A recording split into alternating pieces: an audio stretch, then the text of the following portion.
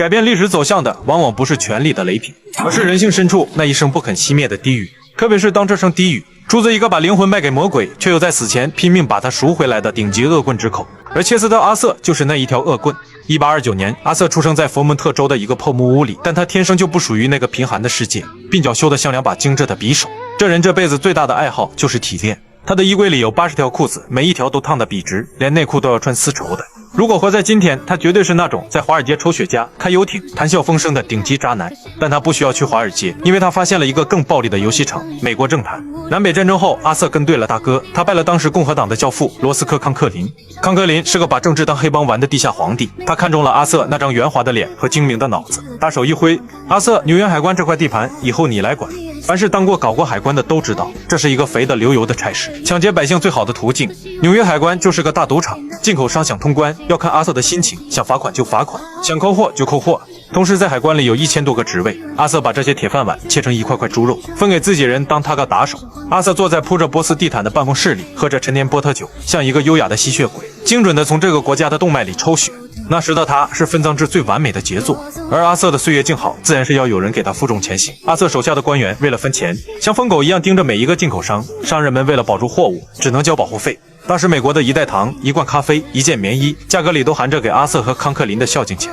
那个年代，美国实行高关税政策，而阿瑟就是那条看门狗。寒冬腊月，纽约的穷人需要买煤取暖，需要买羊毛做衣服。但在阿瑟的治理下，进口货要么进不来，要么加上了高额的孝敬成本，变得死贵。老百姓只能咬着牙去买垄断巨头的高价劣质产品，看着窗外瑟瑟发抖的穷人，阿瑟和他的官员们却在温暖的办公室里点着进口雪茄，分着刚到手的分红。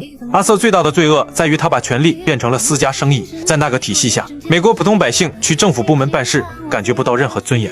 这种风气从海关蔓延到了整个纽约，甚至整个美国，警察、消防、邮局全都烂了。1880年，命运这位编剧给他安排了一个荒诞的转折。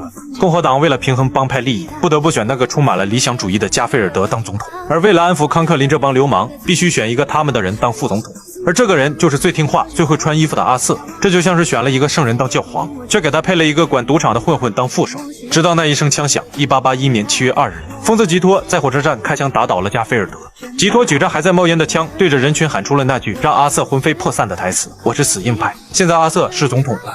这一刻，阿瑟的世界崩塌了。你杀总统就杀总统，还把我拉出来垫背。一夜之间，他从那个逍遥的二当家变成了全美公敌。人们指着他的鼻子骂：“看，就是这个流氓想篡位，是他指使疯子杀了我们的英雄。”那是阿瑟一生中最黑暗的夏天。他躲在纽约的公寓里，不敢拉开窗帘，窗外是愤怒的人群，报纸上画着他拿着刀站在尸体旁的漫画。就在他绝望的想要逃跑时，一封信像一道光刺破了黑暗。寄信人是一个从未谋面的瘫痪在床的普通女人茱莉亚·桑德。她在信里没有骂他，而是写道：“你现在的名声确实很臭，但你是选择继续做一个平庸的政客，还是选择做一个伟大的总统？在这个国家最悲伤的时刻，你需要从尘土中站起来。一个人烂了50年，不可能因为一封信就瞬间成佛。”他看完信后，第一反应不是感动，而是荒谬。他对着空荡荡的房间自言自语：“这位女士，你根本不知道我是个什么东西。我是个收保护费的混混，是个给康克林提鞋的小弟。我现在连门都不敢出，你却让我当英雄。”他愤怒地把信揉成一团，狠狠地扔向角落。但下一秒，那个巨大的空虚感又抓住了他。以前他有大哥罩着，有兄弟捧着，现在大哥想利用他，百姓想杀他，兄弟们在等着分肉。全美国只有这个瘫痪在床的陌生女人把他当成一个人来看待。此刻他看到了自己几十年来是如何在权力的酒桌上点头哈腰，是如何在海关的账本上做手脚，是如何为了几条裤子出卖灵魂。一种剧烈的恶心感涌上心头，正因为这种恶心，令他做出了反常的举动。由于上一任总统并没有立即死去，而是在病房上苦苦挣扎了80天，这80天对阿瑟来说比死还难受。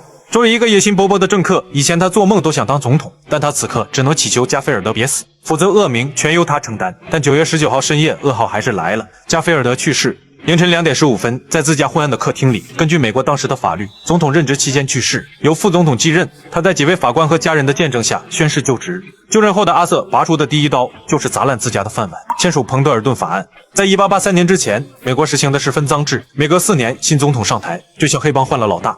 上一任老大的所有手下，从邮局局长到扫地的大妈，全部滚蛋。新老大把这成千上万个职位当成猪肉，分给帮他在竞选中出力的小弟、金主和打手，造成的后果就是官员不需要识字，不需要懂法，只要忠诚。而彭德尔顿法案是一个叫乔治·彭德尔顿的老铁提出的。他提出这个法案，并不是因为他是什么大善人，而是他想制衡共和党，因为他是民主党人。当时整个联邦政府都是由共和党长期把控，他必须通过这个制度去制衡共和党人。而这个法案的内容就是借鉴了中国科举制度和英国文官改革的精髓。1868年，托马斯·詹克斯向国会提交了一份200多页的报告，其中一篇就是中国的文官制度。他详细介绍了中国的考试流程，甚至赞叹道，中国政府之所以能维持数千年不倒，全靠这个制度吸纳了最聪明的人才。他也敏锐地指出，我们要学中国的形式，但要装进现代科学的知识。彭德尔顿法案出来后，美国的文官制度骨架用着中国的公开竞争，所有人都可以考，不管出身，匿名阅卷，防止考官作弊，而肌肉就是用的英国的。第一，职业化，建立常任文官，不随哪个总统轮替而下台。第二，中立性，不允许介入派系斗争，而大脑则是来自美国的。例如当时的海关考试题目包括从纽约运1吨煤到伦敦的运费怎么算，如何写一封信给拖欠关税的商人。从此美国两党无论打得你死我活，但下面依旧照常运行。阿瑟这一刀切开了一个现代国家最重要的分界线，政治和行政的分离。政治是它是关于谁当老大，谁分蛋糕，向左走还是向右走，这是不确定的，充满激情的，每4年就要发一次疯。但行政是干活的，它是关于送信、收税、修路、搞科研、发社保，这是确定的、枯燥的，需要30年如一日的稳定。在阿瑟之前，这两者是混在一起的，总统疯了，送信的邮差也要跟着疯。美国后期的两党斗争越来越极化，红州和蓝州势不两立。如果没有这块压舱石，美国这艘船已经翻了800回。它也许效率不高，但它稳定。对于一个大国来说，稳定就是最大的红利。接下来，阿瑟抽出了第2刀，是给美国买了把真家伙。阿瑟接手时的美国海军简直就是个笑话，美国军舰全是烂木头拼的，甚至还是南北战争时期剩下的帆船。要是跟智利或者巴西打起来，美国海军能在1小时内被轰成渣。阿瑟是个讲究体面的人，他看着这堆破烂觉得丢人。他在国会的那帮吝啬鬼面前拍了桌子，大国就要有大国的样子，我们要造铁船。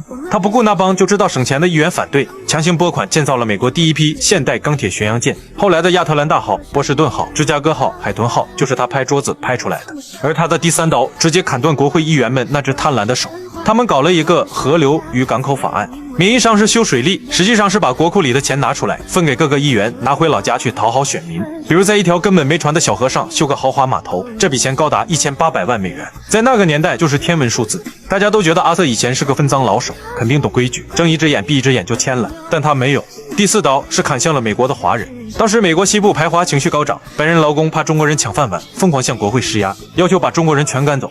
第1次他否决了，他说这不公平，这违反信义。第2次国会不依不饶，把期限改成10年，再次逼宫，如果不签，共和党在西部就彻底完蛋了，他也会被弹劾。于是这一次妥协了。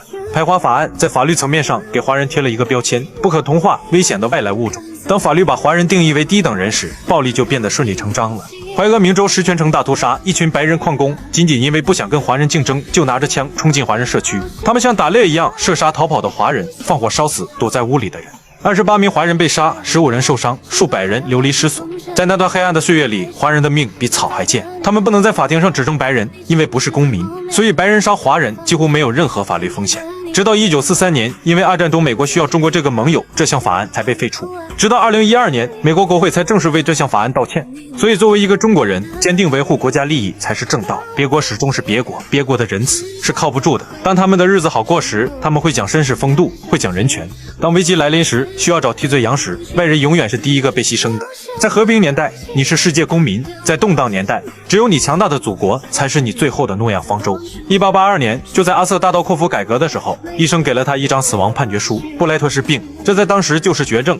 他开始浮肿、痉挛、心脏衰竭，但他做了一个惊人的决定，封锁消息。哪怕痛得想在地上打滚，他在公众面前依然是那个优雅的阿瑟。1886年11月，离开白宫仅1年半，阿瑟就输掉了这场游戏。死神赢了，带走了他的肉体。但在死前的那一晚，阿瑟赢了最后一局。他让人搬来3个巨大的垃圾桶，装满了他过去几十年的私人信件和政治密档。就在那壁炉前，他一把火全烧了。他看着那些记录着行贿、分赃、交易的纸片变成了灰烬。他表示，我的私生活不属于历史。切斯特·阿瑟，他不是一个好人，但他不想让后人看到那个脏兮兮的自己。马克·吐温是美国文学界最损的人，在阿瑟的墓碑前，他低下了高傲的头颅，表示很难想象有谁能比阿瑟总统干得更出色。马克·吐温这种一辈子都在用笔杆子讽刺美国民主之虚伪的人来说，亲眼看到一个渣子为了国家利益背叛了自己的阶级，令他不可思议。